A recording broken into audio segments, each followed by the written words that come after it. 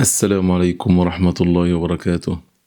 بسم الله الرحمن الرحيم. الحمد لله رب العالمين، والصلاة والسلام على أشرف الأنبياء والمرسلين سيدنا محمد صلى الله عليه وعلى آله وصحبه وسلم. أحبتي في الله، ما زلنا مع استقبال هذا الشهر العظيم المبارك الذي فيه مغفرة الذنوب وفيه إرضاء رب الأرض والسماوات سبحانه وتعالى. شهر كما قلنا أن أصحاب النبي صلى الله عليه وسلم كانوا يستقبلونه قبل مجيئه ب6 أشهر. تصور مع أيها المسلم، هذا الشهر العظيم كان أصحاب النبي صلى الله عليه وسلم ينتظرونه قبل مجيئه ب6 أشهر. بالله عليك، هل أنت تنتظر شهر رمضان من أجل أنك تقبل فيه على الله عز وجل؟ أن الله عز وجل جعل هذا الشهر مفتاح لك حتى يكون سبب لمغفرة ذنوبك ما تقدم منها وما تأخر. فالله أسأل أن يرزقنا صيام هذا الشهر العظيم، وأن يجعلنا فيه من المقبلين على رب العالمين، المقبولين عند رب العالمين. ففي الصحيحين عن سهل بن سعد الساعدي رضي الله عنه عن النبي صلى الله عليه وسلم قال: إن في الجنة بابا يقال له الريان، يدخل منه الصائمون يوم القيامة. هذا الباب أعده الله عز وجل للصائمين الذين أمسكوا عما أحله الله عز وجل إرضاء لله تبارك وتعالى، الذين حجموا ووقفوا عن فعل أشياء الله عز وجل أحلها لهم، ولكن الله عز وجل فرض عليهم في هذا الشهر العظيم أن يمسكوا عنها، فأمسكوا عنها إيمانا واحتسابا بالله عز وجل. لذلك أعد الله تبارك وتعالى لهم في الجنة بابا يقال له الريان. هذا الباب الله تبارك وتعالى لا يدخل فيه أحد غير صائم، وإنما هذا أعده الله تبارك وتعالى للصائمين. فإذا دخلوا أغلق عليهم، يقال: أين الصائمون؟ تخيل في هذا الموقف العظيم، الناس في رعب، الناس في ذعر، الأنبياء يقولون: سلم يا رب سلم، إن الله قد غضب اليوم غضبا لم يغضب قبله مثله ولم يغضب بعده مثله. في هذا الموقف العظيم تجد بابا من أبواب الجنة ينادي فيقول: أين الصائمون؟ فيقومون، كل من صام لله عز وجل يقوم في هذه اللحظة، فيقومون لا يدخل منه أحد غيرهم. لن يدخل من هذا الباب، باب الريان، أحد غير الصائمين. فإذا دخلوا أغلق عليهم فلم يدخل منه أحد.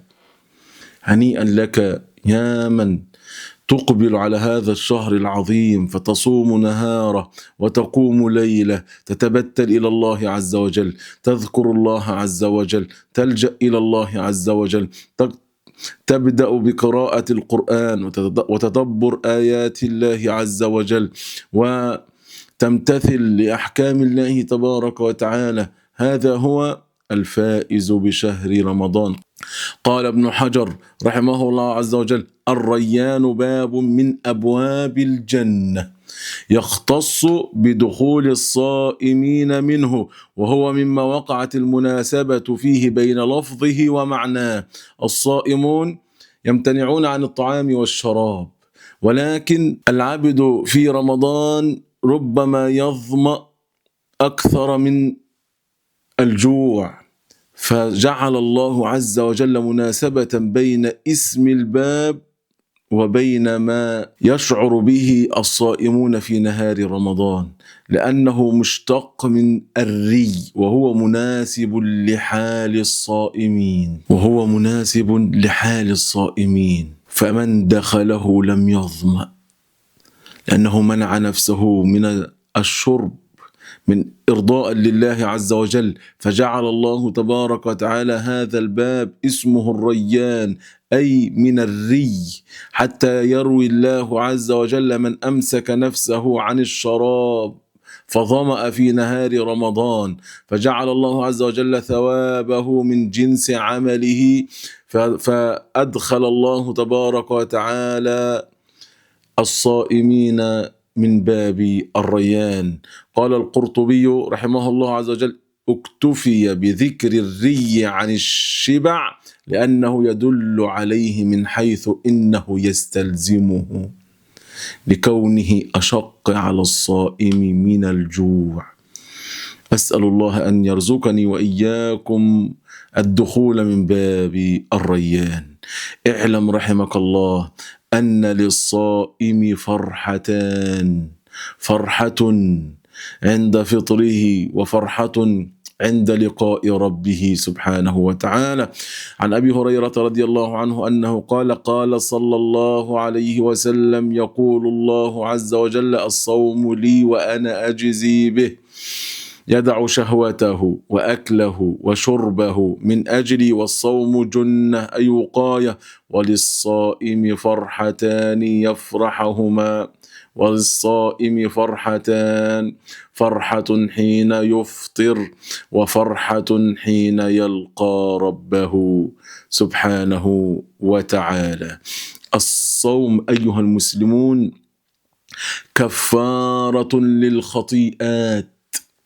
هذا الصيام يكفر الله عز وجل به الخطايا. ففي الصحيحين من حديث حذيفة رضي الله عنه أنه قال: قال عمر رضي الله عنه: من يحفظ حديثا عن النبي صلى الله عليه وسلم في الفتنة؟ قال حذيفة: أنا سمعته يقول صلى الله عليه وسلم: فتنة الرجل في أهله وماله وجاره تكفرها الصلاة والصيام والصدقة. الصيام مكفر للخطايا، كما أخبر النبي صلى الله عليه وسلم: الصلوات الخمس والجمعة إلى الجمعة ورمضان إلى رمضان مكفرات لما بينهما ما اجتنبت الكبائر. الله عز وجل يجعل رمضان كفارة للذنوب والمعاصي والآثام. الصوم أيها المسلمون لا مثل له، كما أخبر النبي صلى الله عليه وسلم عن أبي أمامة الباهلي رضي الله عنه أنه قال: أتيت النبي صلى الله عليه وسلم فقلت: مرني بأمر آخذه عنك يا رسول الله صلى الله عليه وسلم. قال: عليك بالصوم فإنه لا مثل له، لن تجد شيئا مثل الصيام.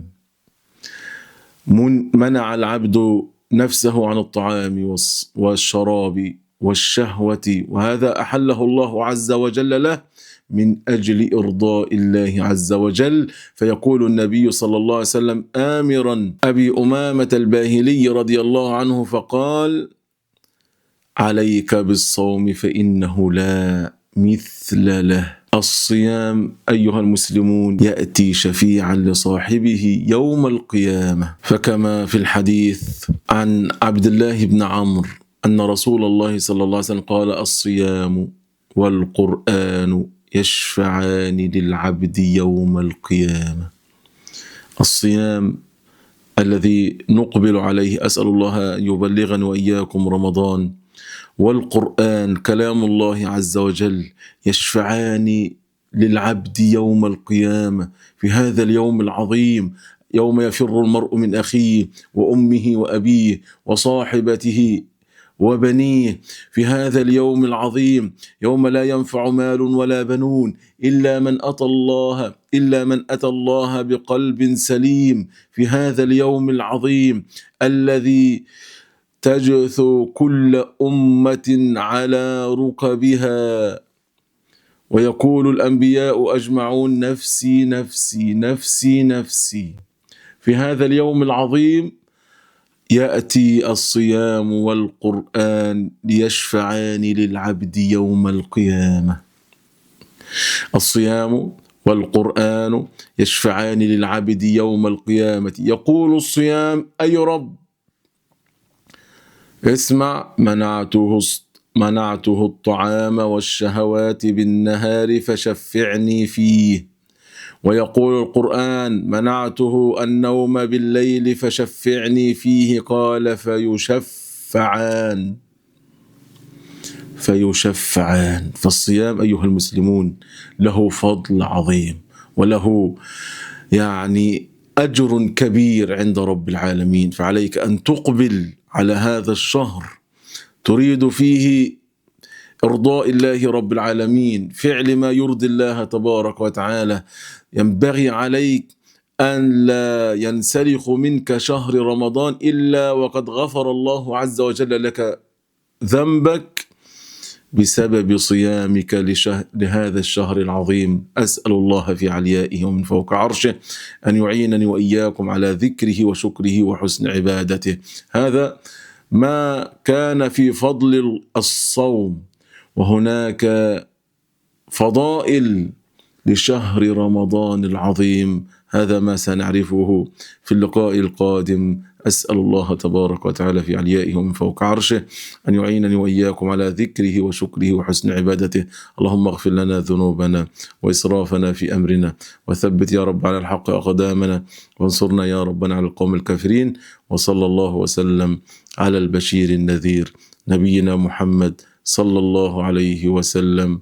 والسلام عليكم ورحمة الله وبركاته.